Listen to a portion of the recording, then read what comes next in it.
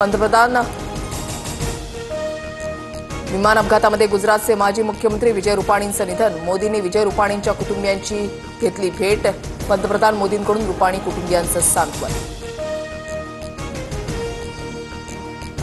अहमदाबादच्या मेघानीमध्ये air इंडियाच्या विमान अपघाताची भीषण दृश्य. उड्डाणाच्या अवघ्या काही सेकंदातच विमान इमारतीला धडकलं. अपघातामध्ये 241 प्रवाशांसह हॉस्टेलमधील 24 विद्यार्थ्यांचा मृत्यू. कॉन्फिगरेशन एररमुळे अहमदाबादमध्ये विमान अपघात झाल्याची शंका. टेक ऑफ दरम्यान विमानाच्या सेटिंग्समध्ये त्रुटी असल्याची शक्यता. अहमदाबाद विमान अपघाताच्या तपासामध्ये ब्रिटन सरकारची मदत करण्याची तयारी. अपघातामध्ये अनेक प्रवासी ब्रिटन नागरिकांचा मृत्यू. इराण आणि इस्रायल संघर्षामुळे एअर इंडियानं 16 विमानं वळवली. मुंबईहून लंडन आणि न्यूयॉर्कला जाणारं एअर इंडियाचं विमान परत बोलावलं.